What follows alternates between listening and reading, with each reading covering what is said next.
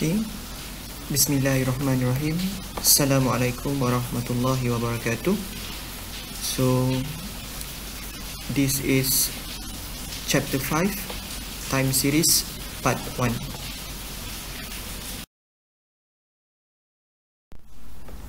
So sedikit introduction untuk time series. So a time series is a set of data observed over a period of time. Time di sini boleh jadi hourly, daily, weekly, monthly, quarterly, yearly or any other time concept. Setiap 2 hari, setiap 2 jam. Ini semua adalah time. So kalau you ada satu data, contohnya awak tengok jualan nasi ayam setiap hari. So you observe sales for nasi ayam every day. Hari ni 100, tomorrow 350. So that is a time series data. Ataupun you ada data on your CGPA setiap semester. Semester itu adalah satu time concept. So CGPA bulan semester 1, semester 2, semester 3, that is a time series data. So any data you observe over a period of time, kita namakan sebagai time series.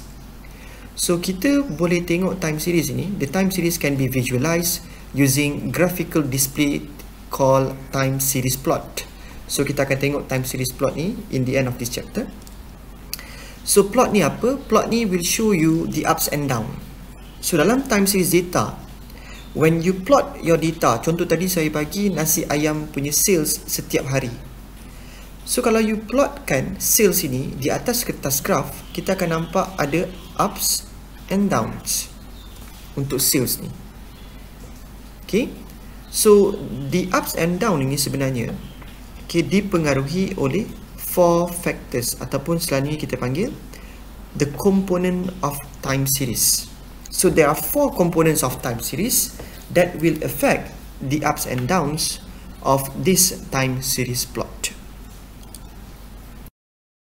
So there are 4 components of time series.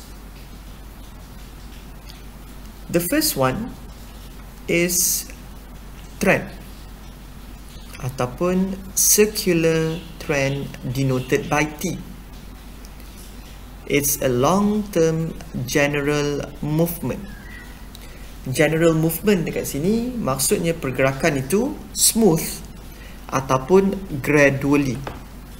Okay, a steady increase or a steady decrease. Movement ini berlaku secara gradually, sedikit demi sedikit. Trend describe the pattern or movement either increase or decrease over a long period of time. So long period of time dekat sini biasanya more than 10 years lah. Apa contoh-contoh dia? Decreasing of death caused by cancer. So if you compare ataupun if you observe number of death from cancer every year, so that is a time series data because you observe setiap tahun. Now if you compare death this year dengan last year, maybe you rasa lebih kurang sama ataupun kita nampak lebih kurang sama. Tapi kalau kita observe the number of death ini over the past 10 years ataupun the past 20 years, dan mungkin kita dapat lihat number of death ini makin lama makin kurang. Maybe because of modern medication. The second example adalah a steady increase in the cost of living. Steady. Movement ini berlaku sikit-sikit. If you compare the cost of living this year dengan last year, mungkin kita rasa tak ada perubahan. But if you look at the cost of living for the past 10 years ataupun for the past 20 years over a long period of time, sebenarnya our cost of living makin lama makin meningkat. So this is what we call as trend, gradual movement, a steady increase or decrease. That is trend. The second component of time series adalah seasonal variation, denoted by S. It's a small fluctuation, okay, and this fluctuation ataupun movement pattern ini will repeat itself over a short period of time. So short period of time dekat sini biasanya within 1 or 2 years, or kadang-kadang kurang daripada 1 hingga 2 tahun. Contohnya apa? Okay. Increasing number of traffics during festive season. Awak observe number of traffics ini setiap bulan contohnya. Tapi bila sampai festive season, number of traffic tu increase. Contoh waktu hari perayaan meningkat. Habis perayaan dia turun balik. Nanti tahun depan hari raya, you tengok number of traffic ni increase lagi. So pattern ini, fluctuation ini, dia berulang. Berulang dia dalam tempoh masa yang singkat. Singkat di sini 1-2 tahun atau kurang daripada 1 tahun. That is seasonal variation. Contoh lain, sales of school uniforms. So sale of school uniform ni bila awal tahun, akhir tahun macam tu meningkat. Bila masuk bulan biasa-biasa tak ada peningkatan ataupun biasa saja. Tapi bila sampai akhir tahun, bila sampai waktu nak masuk musim persekolahan, sales ini meningkat. So this pattern, peningkatan ini berlaku setiap tahun disebabkan oleh seasonal variation. Komponen yang seterusnya kita namakan sebagai cyclical variation. So cyclical variation ini adalah fluctuation juga. Okay. Tapi fluctuation ini in the long run, dia lebih kurang sama macam seasonal. Tapi this one, the movement or pattern that will repeat itself over a long period of time. So long period of time ini biasanya more than 1 or 2 years. Okay. Pattern yang berulang dalam tempoh masa yang lama. Contohnya economic recession, kegawatan ekonomi. Dia berulang, tapi bukanlah setiap bulan ada economic recession. Bukan setiap tahun ada economic recession. Every 7 to 9 years berlaku kegawatan ekonomi. Itu contoh cyclical. Selain daripada economic recession ataupun economic downturn, okay,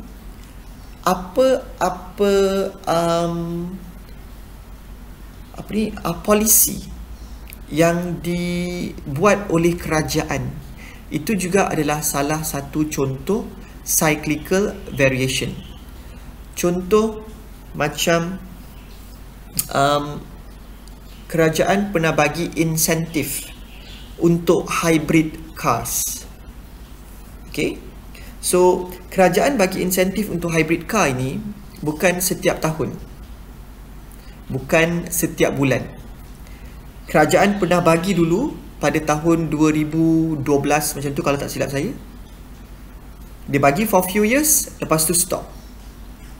So this policy will one day akan berulang tapi dalam tempoh masa yang lama.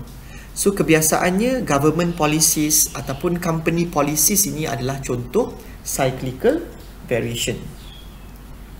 The last component of time series kita namakan sebagai irregular or random variation. Irregular,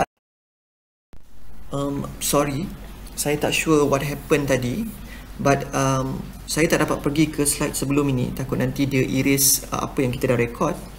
Tapi tadi kita tengah cerita about the last component, the fourth component of time series.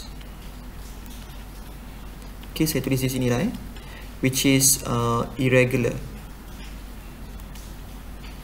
ataupun nama lain dia random variation. Okay, apa yang dimaksudkan dengan irregular atau random ini adalah perkara yang disebabkan natural disaster yang unpredictable, ataupun perkara-perkara yang unpredictable. Okay, antara contoh yang paling dekat dengan kita sekarang adalah COVID-19. Unpredictable. Tiba-tiba harga kereta turun mendadak because of COVID-19. Nobody expect this thing to happen, tapi dia berlaku unpredictable. Ataupun tiba-tiba traffic kurang, number of tourists kurang because of COVID-19. So this is irregular. Contoh lain, 2004, turis ke Aceh turun, merudum tiba-tiba because of tsunami. So tsunami ni pun masa tu tak ada siapa yang sangka berlaku, tiba-tiba berlaku, unpredictable. This is irregular ataupun random variation. Apa-apa yang unpredictable, it is actually irregular ataupun random variation. So dekat this slide, dia ada bagi sedikit diagram to show you the four component of time series. So we look at the first one, trend. Trend ni boleh jadi increase or decrease. So dalam contoh ini kita tengok pattern dia makin lama makin meningkat. Tapi peningkatan ini sepatutnya awak boleh observe dalam tempoh masa yang lama. Mungkin 10, 20, 30 tahun. Baru you nampak this movement makin lama makin meningkat. Lepas tu kita ada seasonal pattern. Seasonal pattern ni apa? Repeat short period. So you tengok this pattern berulang. But this pattern should repeat itself over a short period of time. Mungkin 1 tahun, 2 tahun, 3 tahun, 4 tahun. Every year pattern ini berulang. That is seasonal. But in the third diagram, you tengok this one ada fluctuation. Apa beza dengan seasonal? So this one maybe you hanya akan dapat observe dalam tempoh masa 10 tahun. So beza cyclical dengan seasonal ini sebenarnya dia punya time frame dia. Kalau dia berulang dalam tempoh masa yang singkat, seasonal. Dia berulang dalam tempoh masa yang lama, cyclical. Untuk random ini unpredictable. Apa-apa benda yang you tak dapat predict. COVID-19, tsunami, H1N1, benda tu is unpredictable. So bila unpredictable, komponen yang terlibat dalam tu adalah irregular component. Okay. So soalan dalam exam, dia akan tanya you macam mana. So untuk teori ni, biasanya dia tanya you soalan, dia minta you identify, ataupun dia tanya you soalan true or false. So look at example 1. Dia suruh determine whether the following event are trend, cyclical, seasonal or irregular. So you kena baca situation yang dia bagi, soalan yang dia bagi, and you identify apa komponen yang ada dalam soalan tu ataupun dalam situation tu. So dia kata dekat sini, increase number of students in the library during exam. Bila exam je meningkat, bila exam je meningkat. So every semester macam ni. Satu semester lebih kurang 6 bulan. So less than a year. The number of student ni bertambah setiap every semester ada waktu-waktu yang number of student ni bertambah dekat library. Satu semester 6 bulan, short period. So seasonal variation. The decrease in price of computer over the years as more people use them over the years. Harga komputer makin lama makin turun. Compare dengan last year mungkin tak banyak beza, tapi you compare dengan 1992, masa mula-mula desktop popular, compare dengan sekarang, harga dia makin lama makin turun. So this pattern you observe over a long period of time. This is what we call as circular trend. Increase in the national education saving scheme after the Malaysian government allow tax relief. Government policy. Biasanya government policy ataupun company policy ke atau apa-apa policy, biasanya dia adalah cyclical variation. High demand of engineers when the economy is doing well. Okay, economy. Masa okey, banyak. Masa tak okey, sikit. Masa tak okey tu bila? Economic recession. Economic downturn. So this one is cyclical.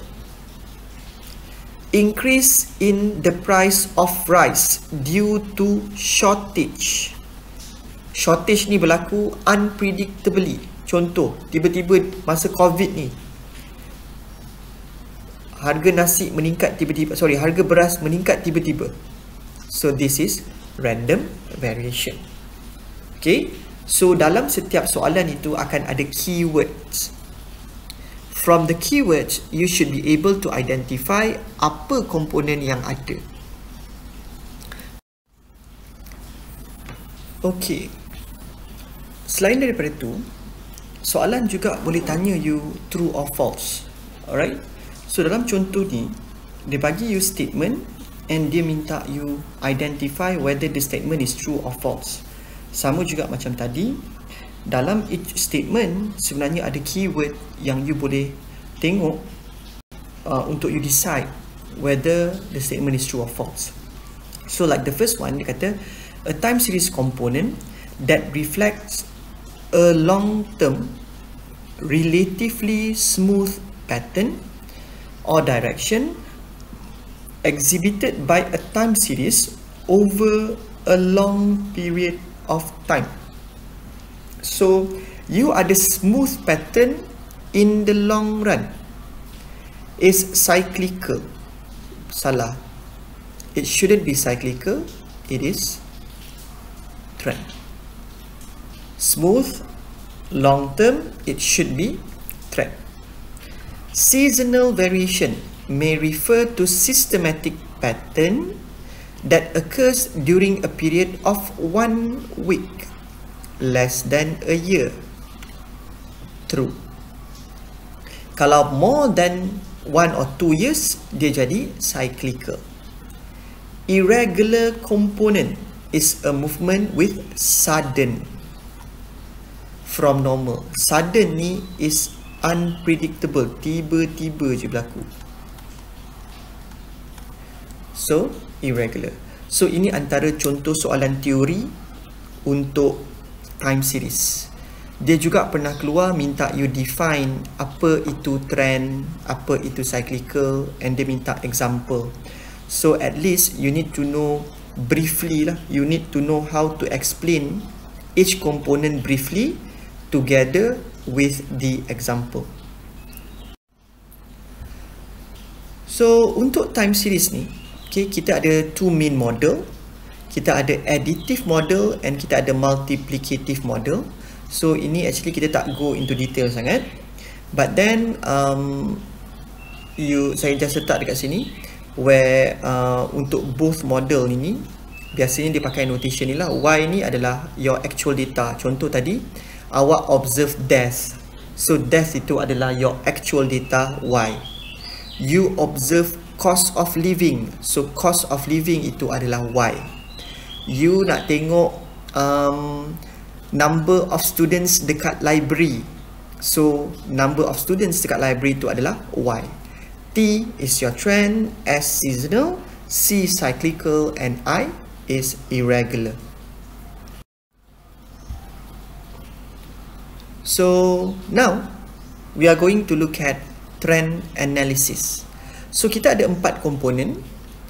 Now we are going to look at the first component, trend. Okay. So trend, okay, can be described using histogram, where the independent variable X is time and dependent variable Y is the observed value. So dalam time series data, time will always be your independent variable. Time, kalau disuruh plot dalam kertas graf, time sentiasa ada dekat x-axis. Apa yang you observe patut berada pada y-axis. Okay. Selain daripada histogram, kita boleh tengok trend by using least square method and moving average method. So in this chapter, kita hanya akan tengok moving average method, okay, dalam trend analysis. Kenapa nama dia average? Okay, because kita akan kira average, okay, for each subset, and kita akan moving from one overlapping set to another. So kalau baca mungkin kita tak nampak, nanti kejap lagi saya akan tunjukkan. So dalam moving average method ini sebenarnya kita ada 2 jenis lah. Okay, kita ada centered moving average method and kita ada simple moving average method. So centered moving average method ini when the period is an even number terms. Apa maksud period is an even number terms? Maksudnya dekat sini, kalau you observe sale monthly, okay, so you tengok monthly, setahun ada 12 bulan, okay, so even number terms. Ataupun you tengok sales quarterly, setiap 4 bulan, so even number terms. You tengok sales every 2 months, even number terms. Even number term pakai centered moving average method. Tapi kalau your terms itu adalah odd number, kita pakai simple moving average method. Awak tengok sales setiap 3 bulan, odd number, pakai simple. You tengok sales setiap 5 hari, odd number terms, kita pakai simple. So dalam trend analysis, the only method yang kita pakai adalah moving average method. Moving average method ini boleh jadi centered untuk even number, boleh jadi simple untuk odd number terms. Kalau awak kurang faham tentang number terms ini, kita tengok contoh. Okay, so now table 5.1 shows the number of computer produced by a factory during morning, afternoon, and evening shift. You observe number of computer produced every shift. Observe data over a period of time, kita namakan sebagai time series data. You tengok setiap 3 shift. Dekat sini setiap shift. So dekat sini you tengok, satu hari is divided into 1, 2, 3 shift. You ada 3 terms. Odd. Kalau odd, kita pakai simple moving average method. So if the question asks you to calculate the trend values using moving average method, you nak pakai berapa moving average? Kita nak pakai 3 shift moving average. Boleh faham 3 shift. Kenapa 3 shift? Awak tengok data yang dia bagi, satu hari is divided into 3 shift. So kita akan pakai 3 shift moving average method. So macam mana nak calculate trend? Okey. Bila you diberi data ataupun dia bagi data dalam bentuk table, nak cari trend, you mesti retabulate the data vertically. Kena retabulate. Maksud retabulate, data asal itu awak kena susun balik secara menegak. The first column adalah time frame yang paling lama yang awak ada. Awak ada day dengan shift. Day itu tempoh masanya lebih panjang daripada satu shift. Sebab satu hari ada 3 shift. So you should start with this dekat first column, followed by shift. Okay, yang ini sangat penting. Jangan terbalik kolom ni. Saya ulang lagi sekali ya.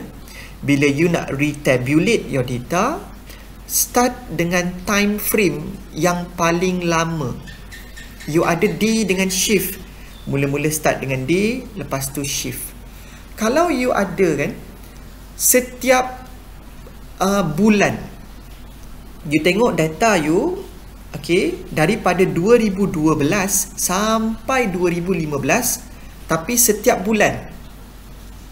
So start dengan tahun, lepas tu baru bulan.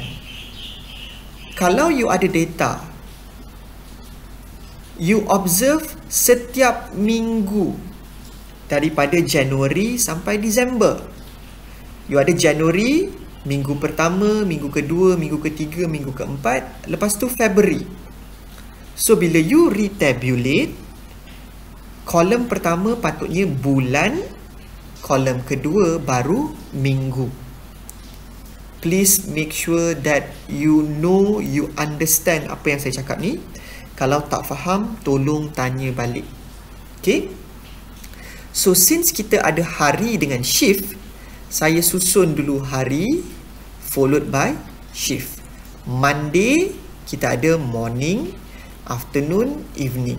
Dah habis hari Isnin, baru masuk hari Selasa. Morning, afternoon, evening dan seterusnya. Saya cadangkan susun saja awak punya hari dan shift ini, okay, tanpa perlu asing-asingkan hari Isnin, lepas tu lompat masuk hari Selasa, tak payah.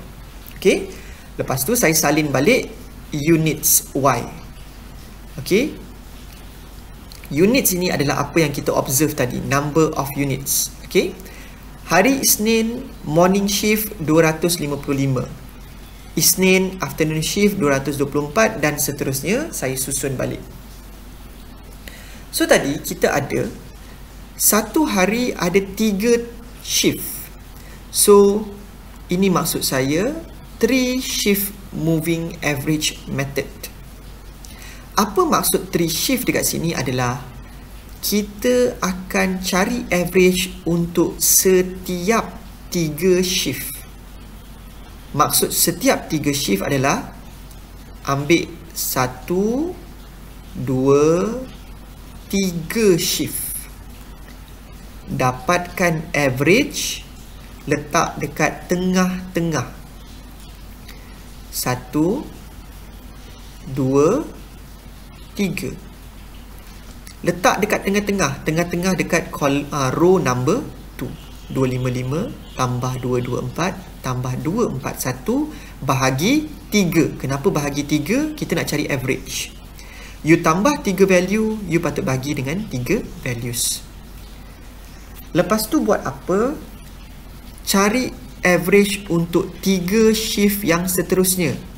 Mana 3 shift yang seterusnya? Awak turun 1, ini adalah 3 yang seterusnya. Letak dekat tengah-tengah. So kalau kat sini macam mana nak buat? Kalau saya ambil this value, tengah-tengah. 1, 2, 3. Cari average, letak tengah-tengah. Tengah-tengah dia kat sini.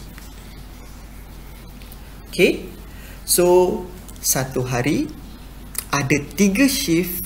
That's why kita ambil average untuk setiap 3 dan letak di tengah-tengah. So kita tengok yang ini. Awak dapat 240. Nilai ini adalah untuk Monday afternoon shift. So this 240 is your trend. So apa jadi yang dekat atas ni? Dekat atas ni tak ada. Yang dekat bawah ni pun tak ada. Kenapa tak ada? Because awak kena ambil 3 last sekali dekat sini. Kalau tak cukup 3, kita berhenti.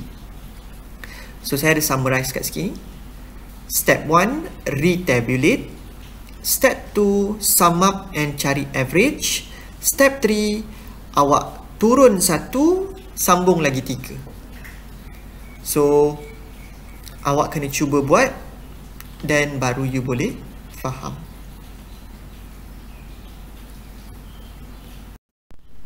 Okay, now we are going to look at another example. So table 5.2 shows the sales of an electrical item of a company for the year 2012 sampai 2014. Dia tengok apa? Dia tengok sales of an electrical item. So this is your Y. Y awak. This is your actual data. Ataupun this is your time series data. Okay. So you ada 2012, first, second, third and fourth. Dah habis fourth quarter, baru masuk 2013. So you tengok dekat sini, 1 year is divided into 4 quarter. 4 quarter, even terms. So kalau even terms, kita pakai centered moving average method.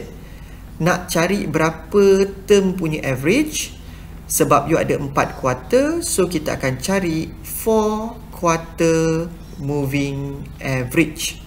Maksud 4 quarter moving average adalah kita akan dapatkan average untuk setiap 4 quarter. So macam mana nak buat? Sama juga.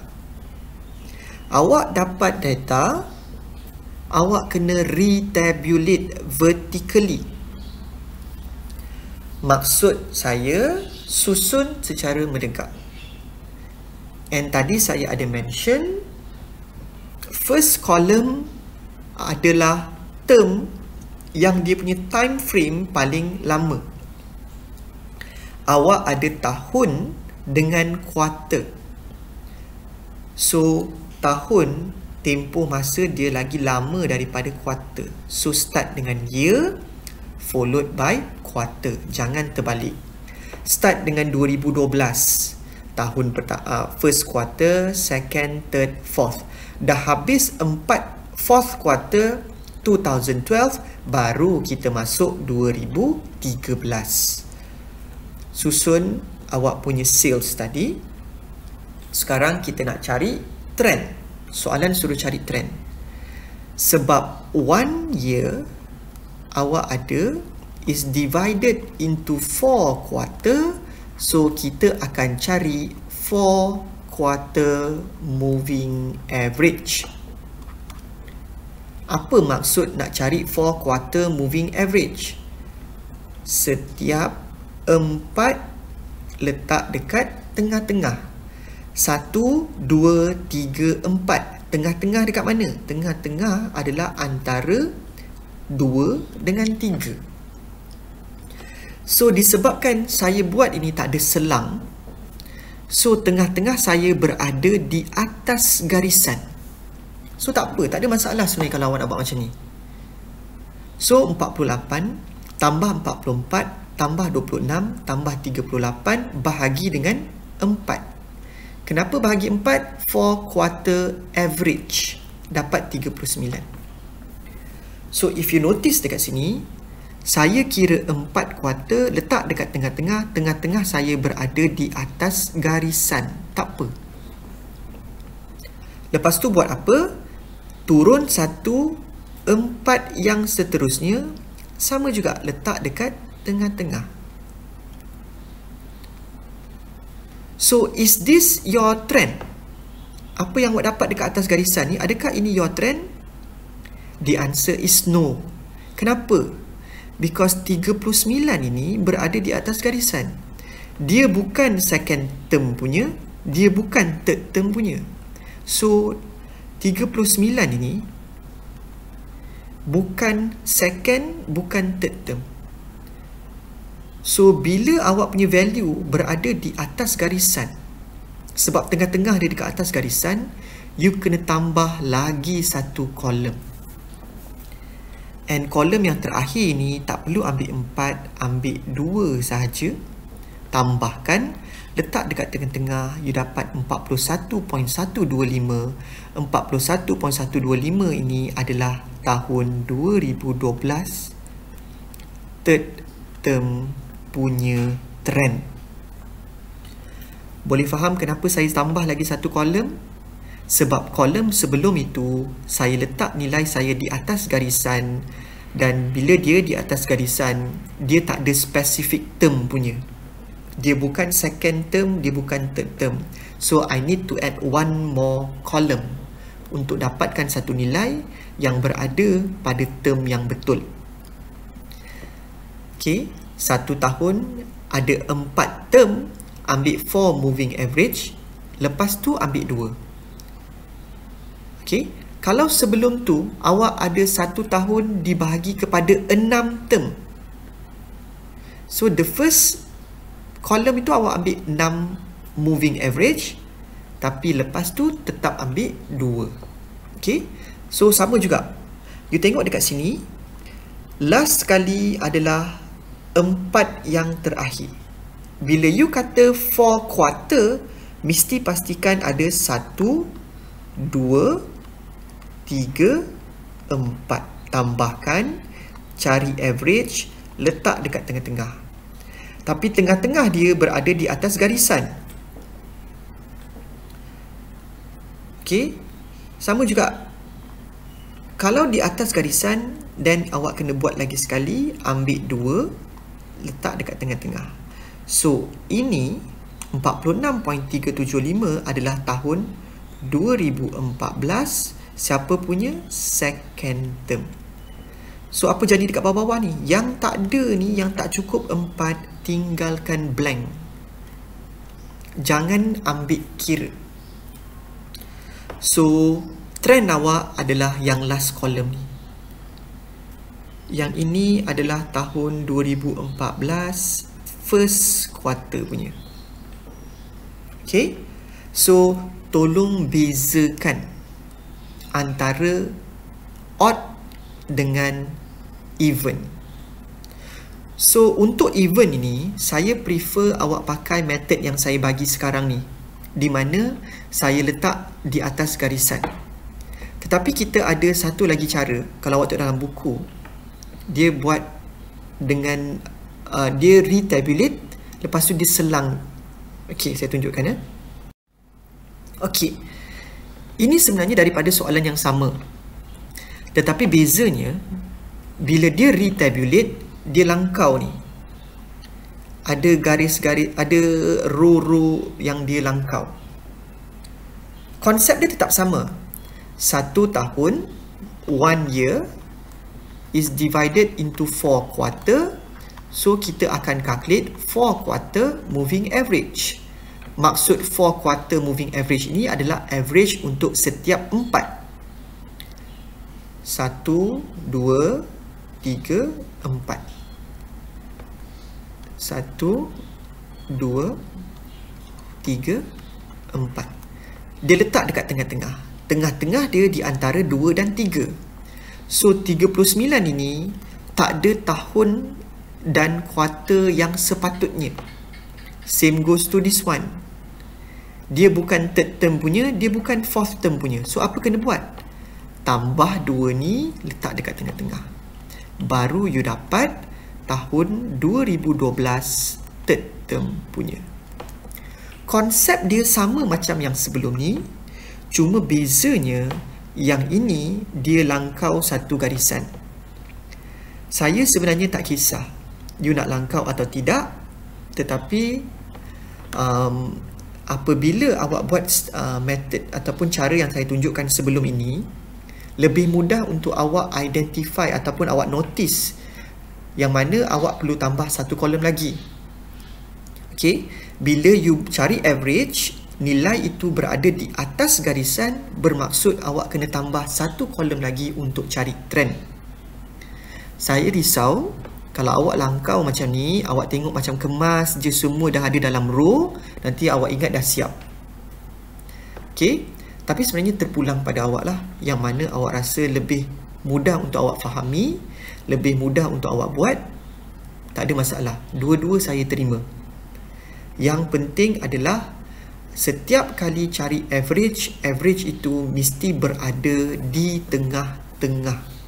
Kalau ada 4 term, tengah-tengah bermaksud di antara 2 dan 3. Kalau awak ada 3 term, tengah-tengah bermaksud dia berada dekat second term. Okay? So, tolong pastikan awak faham. So, this is the last one. Table 5.3 shows the sales in ton. Sales in ton ini adalah your Y, your actual data, ataupun inilah awak punya time series. Awak observe sale over a period of time. So 2012 sampai 2015. Tapi awak perasan dekat sini yang tak ada nilai ni. So, kalau soalan suruh cari trend, kena retabulate. So, kita tengok. Bila you retabulate, 1 tahun divided into 4 quarter. So, kena cari 4 quarter moving average. Apa maksud 4 quarter moving average? Cari average untuk 4. Tak cukup 4 tak boleh. So, yang tak ada ini, kita ignore. Awak kena start 1, 2, 3, 4. So, letak dekat tengah-tengah. This is the first one. Lepas tu, 1, 2, 3, 4. Kat sini. Yang last sekali should be 1, 2, 3, 4. Awak punya nilai patut berada di sini. Okay, mana dapat 15.625? Kenapa kena cari 15.625? Sebab atas garisan belum siap. Tambahkan 2, letak dekat tengah-tengah. This is your trend untuk tahun 2013 first term. Yang tak ada ni biarkan kosong, ignore. So, saya nak awak cuba buat, siapkan. Nanti kita akan discuss lagi. So, I guess that's all for this session. Saya akan sambung untuk part 2. InsyaAllah, by this evening or tomorrow, I'm going to give you the second part of the recording. Thank you everyone. If you have any question, please do not hesitate to ask me. Assalamualaikum warahmatullahi wabarakatuh.